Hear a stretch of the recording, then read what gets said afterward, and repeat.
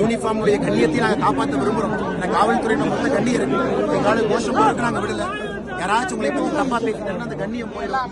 Behave பண்ணா எப்படி sir நாங்களும் உங்களை சமாளிக்கணும். தேடி இருக்காங்க ஒரு அம்மாவுக்கு பாருங்க, எலும்பு பிரேக்கா இப்பதான் ஹாஸ்பிட்டல் அடைச்சிருக்கோம். ஒரு குழந்தைக்கு இங்க ஒரு அடி. கொஞ்சமாச்சு கோஆபரேட் பண்ண சார். பாருங்க சார், நீங்க வந்து ஒரு தவிர்க்க முடியாத நிலைமையில தள்ளி வச்சிருக்கீங்க. காவல்துறையுடைய கண்ணியத்தையும் காப்பாற்ற, அதே நேரத்தில் தொண்டர்களுடைய மரியாதையும் இல்லைங்களா? எவ்வளவு பாருங்க, ஒரு எரிபொலி ஒரு வார்த்தை சொன்னா நான் 5 நிமிஷத்துல போன் அடிச்சேங்க சார். பக்கத்துல இருக்கீங்கன்னா அவங்க போன் எடுக்க சொன்னனால நான் 5 நிமிஷம் அமைக்கப்பட்டு நான் ஓடி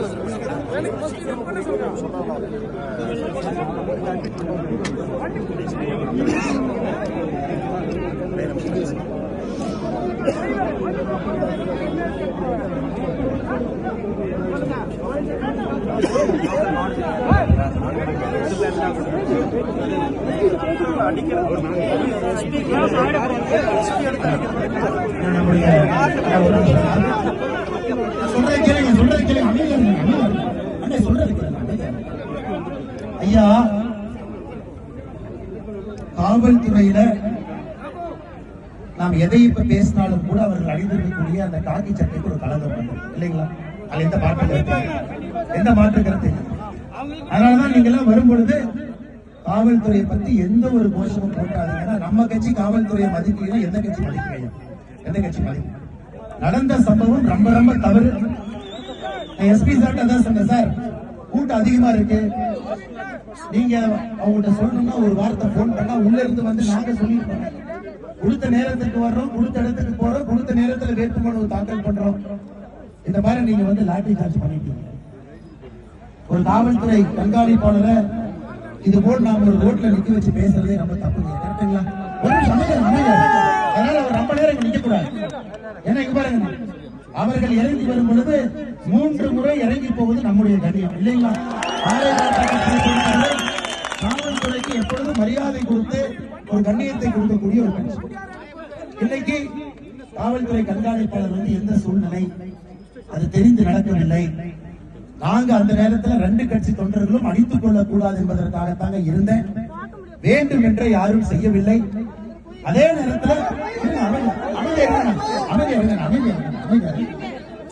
புரிஞ்சுங்க, நாளைக்கு ரோட்ல ஒரு ரவுடி காவல்துறையை பார்த்து பயப்படணுமா இல்லைங்களா? நான் மைக்ல சொல்றேன், காவல்துறை என்னையே அடித்திருந்தாலும் கூட நான் இதையெல்லாம் இப்ப மைக்கில் நான் பேசுவேன். எதுவும் மாத்தி எல்லாம் பேசுறீங்க. ஏன்னா ஒட்டுமொத்த காவல்துறையும் வீதியில நிற்க வைத்து நம்ம இதுவோடு பேசுவது தப்பா போயிடும் இல்லைங்களா?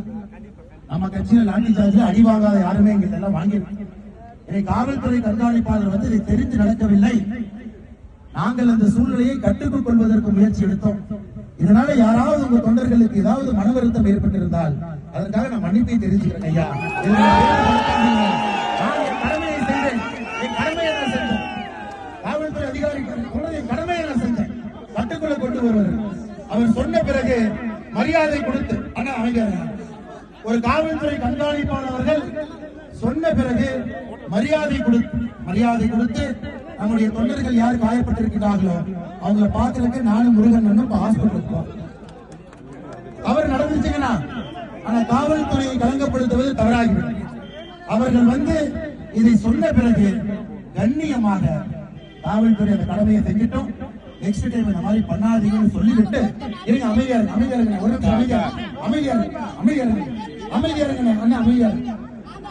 ஐயா, அமைதியா